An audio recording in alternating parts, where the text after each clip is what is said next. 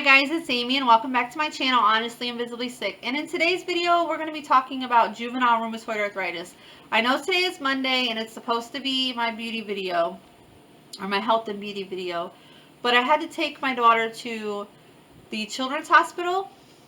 And the reason that I had to take her to the children's hospital is because she had to have a checkup with her rheumatologist for her juvenile rheumatoid arthritis. So before I get started, I just want to get my disclaimer out of the way. I am not a medical professional. This is just my story and what works for me and what works for her. Okay.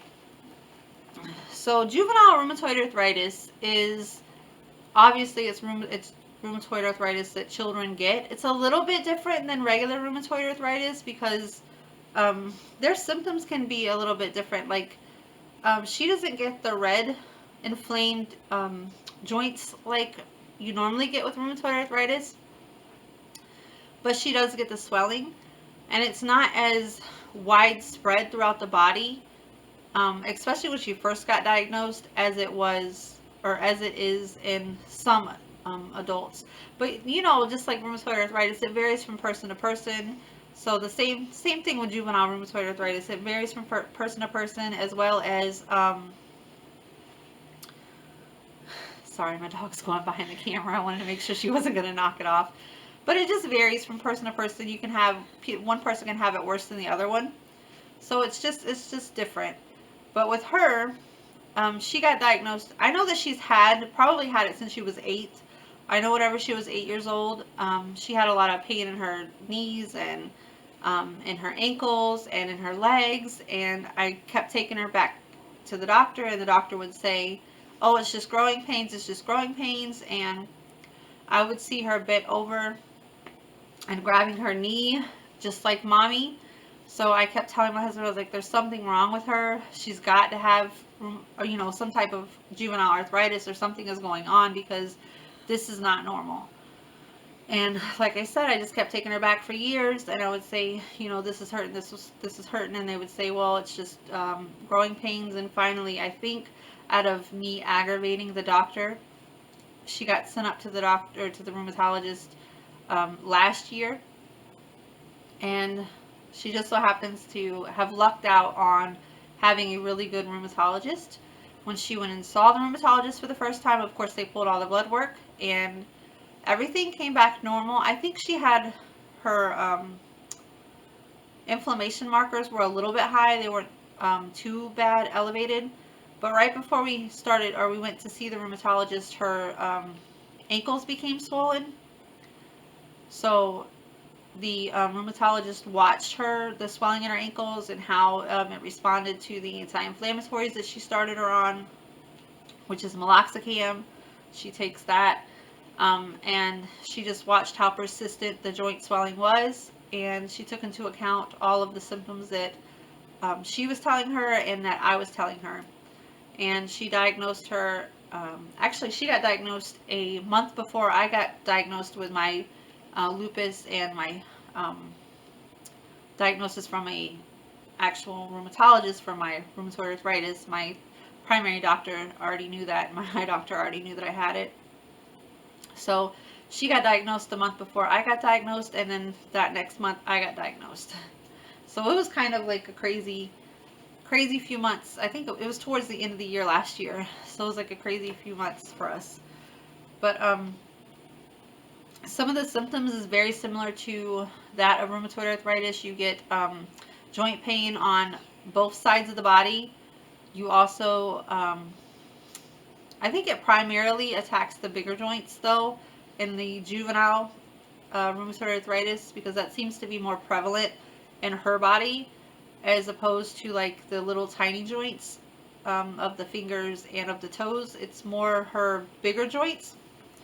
So I'm going to let her tell you what her symptoms are. So my symptoms are pain, throbbing pain in my ankles, my knees, and my back. Sometimes I'll have throbbing pains in my wrists. Not all the times in my fingers. And I'll get flare-ups if it's cold, rainy, or if I've ran around too much, or if I've exercised too much at PE, and then I'll come home, I'll lay down, and then a flood of pain will go in my back. And yeah, when I'm sick, I get flared up too. Yes, I didn't mention that in my rheumatoid arthritis video. There was a couple things that I didn't mention in my rheumatoid arthritis video that I'm going to kind of cover a little bit in this video. If you have rheumatoid arthritis and you get sick, that causes your flare-up, or it causes a flare-up when you're sick, because your body has an immune response to try to get you better. So, of course, when you have an immune response and you have an autoimmune disease, it's going to cause your body or your immune system to flare. So you, on top of being sick, you wind up fighting off a flare. And sometimes you get fevers and chills when you're not sick from having rheumatoid arthritis. You get like a low-grade fever, and you get like chills, and you feel like you're sick. You have something to say? Yeah. Sorry. It's okay. And I also wanted to mention with regular rheumatoid arthritis, you get the nodals right here on your fingers. She doesn't have them. I have it just right here in one of them. So I guess that might be a little different from the juvenile rheumatoid arthritis and the regular rheumatoid arthritis. She doesn't have any of the nodals on her joints. It's primarily the joints right here are the ones that get the nodals. What's a nodal? What's a nodal? Yeah. I'm glad you asked. If you look right there, or feel right there, you feel that bump right there. You see it?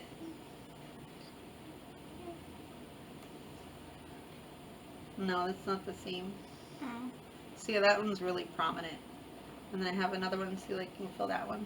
It's real prominent. Mine aren't that bad. Do you see it? Yeah. Mine aren't that bad. I actually have seen way worse. Like, mine, you could barely even tell that I have them. But there are some people that have them that really stick out of their off of their joint. Like, it'll be like 2 humps, or sometimes it'll just be 1 hump, or it'll be a hump on each side of the joint, like one here and one here. So sometimes that happens. So I did want to bring that up, but I also wanted to bring up the fact, and with the juvenile rheumatoid arthritis, there is no age limit of when you get it. I think juvenile rheumatoid arthritis goes from 0, or it's from 16 and below. So if you're 16 years old and younger, you're going to get diagnosed with juvenile rheumatoid arthritis, also known as juvenile idiopathic arthritis, because they're trying to differentiate between rheumatoid arthritis and juvenile arthritis. So you may hear it called juvenile idiopathic arthritis or juvenile rheumatoid arthritis. You can say it either way. So it goes all the way from children that can be born with juvenile rheumatoid arthritis, and most people associate arthritis with someone who's further up in age. But well, that's true for osteoarthritis, and I'm going to cover that in my next video. Not probably. That's my next video on Friday. Is going to be the difference between inflammatory arthritis and osteoarthritis. So, when you're older and you get degenerative arthritis or osteoarthritis, that's totally different from inflammatory arthritis. Juvenile rheumatoid arthritis is an inflammatory type of arthritis, which means your immune system is overactive and it's starting to attack your joints and the tissues around your joints, and it causes swelling and causes the joints to be hot to the touch. It causes them to be, I don't think yours don't get red, but normally with regular rheumatoid arthritis it gets red. So there's some differences between rheumatoid arthritis and juvenile rheumatoid arthritis, but there's a lot of similarities. And is there anything else you can think of? Also, one of the other symptoms is this. Oh yes, this is called swan neck, and it has to do with rheumatoid arthritis, and it has to do with this joint right here. Now on this one, she has what you could feel like nodals here. So she has that actually on both of her fingers, which is juvenile. That's how rheumatoid arthritis works. If you get it on one side of the body, you get it on the other side of the body. This is not really like a prominent nodal, but if you see, you can straighten it out, but it goes right back. So that is in fact a symptom. We're not sure her rheumatologist isn't exactly sure if that is due to the rheumatoid arthritis or if it is something to do with a tendon in her finger that has been x-rayed, but no joint damage has showed up on the x-ray. So we're just watching it, and time will tell. Definitely, if you have this, you might want to get checked. Don't know if it's for rheumatoid arthritis, but you might want to make sure and see that it's not. Just so you can get caught with that. Just get it caught in time. Yeah. Right, that's another symptom. And of course the joint pain and the feeling the fatigue. She deals with the fatigue, but I don't think it's the same as what I go through. Like she's not as exhausted from what I've noticed with her juvenile rheumatoid arthritis, and also she's not very stiff, not like me. But I don't know how much of my stiffness has to do with the rheumatoid arthritis and how much of that has to do with the lupus. So. But my body does pop a lot when I wake up, so I can just do this, and you can just hear all the way down my arm. Yeah, her joints do pop a lot. And I've not ever really heard that of being a symptom, but I do know that that is true with the rheumatoid arthritis because my joints pop a lot. So I'm not sure if that is something to do with the rheumatoid arthritis. I know it has something to do with it, but I'm not sure if they've ever done any research on it to see why, in fact, your joints do pop. But we also have some really exciting news that we want to share with you guys. You want to tell? I am volunteering to have people follow the records, like what I take. I'm going to fix that. Yeah, I don't know how to word it. You word it better. She has been selected to participate in a voluntary study, and it's going to... it's like a research study on juvenile rheumatoid arthritis or juvenile idiopathic arthritis. And it's going to follow her for the next 10 years. And it's going to it doesn't require her to take any special medication or do any special labs or anything like that. It just monitors her progress over the next 10 years so that they can see what works, what medications work, what medications don't work, and really get to see the different symptoms of idiopathic or of juvenile rheumatoid arthritis. Oh my goodness. Excited for that. And sorry, that's my phone. We're gonna have to edit that out. No, we're not. It's just gonna be there. Yeah, so let me turn that off. So we're really excited. You want to tell them why you decided to do it? I decided to do it because even though it wasn't going to help me, it could help other kids in the next generation of kids that might have juvenile rheumatoid arthritis. Boy, that's a mouthful. To help them get through it and to see if, I mean, there's no cure. At least I don't think there is. There is no cure. But at least it could help the pain and the little kids that are out there suffering from it. Right. So the research that is going to be done is not going to help her, but it can help other kids that are going to, that are younger than her, so that maybe they can develop more medications or see what medications actually do work and what medications don't, so that they don't have to go through the weeding out process. And we're so really excited about that, to be a part of it, because that's so much of what we're trying to do with this channel. So the fact that it got offered to us is just phenomenal, and of course it's right up our alley. We're gonna do it because we want more research. If you remember my last video, I was saying there needs to be more research done on people that are seronegative or rheumatoid factor negative. There needs to be more research done to try to help them, because there are a lot of people that are rheumatoid factor negative that are not getting diagnosed because it's not showing up in their blood work yet, which it can take a long time. So we're really excited that she's going to be in this study, so that hopefully it'll bring even more awareness, and it'll just help other kids along the way. So I'm sorry. I just had a senior moment. Oh my gosh. So we're going to just continue to work with that. Like, she'll be an adult when it's finished, so it's going to follow her from now, like I said, for the next 10 years. So it'll finish up when she's an adult, and it's actually being put on by the American Arthritis Association, which we're really proud of that. And yay, yes. Whatever we can do to help, because, you know, rheumatoid arthritis affects a lot of people, whether it's adults or whether it's children. And it's really hard as a mother to watch your child have juvenile rheumatoid arthritis, like, especially when you know how it feels and what they're going through. It's just, when she has a flare, I'm just beside myself, because I don't know. I know that there's nothing that I can do. I mean, I know all the tips and the tricks to try to help her that help with me. And sometimes you're doing everything and it's still not enough. So you're just sitting there beside yourself. And I just, if we can help another child or another mother not have to go through it, or have it not be as bad, then we're going to do it. Obviously, I'm not going to let them poke and prod my child, but they can watch over the progress of her doctor giving her the medication that she's going to give her anyway, and, you know, see what works and what doesn't, and they can document it for the next, like she said, the next generation coming up. So maybe we might see a cure for juvenile rheumatoid arthritis, or maybe just a decrease in symptoms so that children don't have to suffer so bad. And we both take meloxicam. Yes, we 7.5. We do take meloxicam.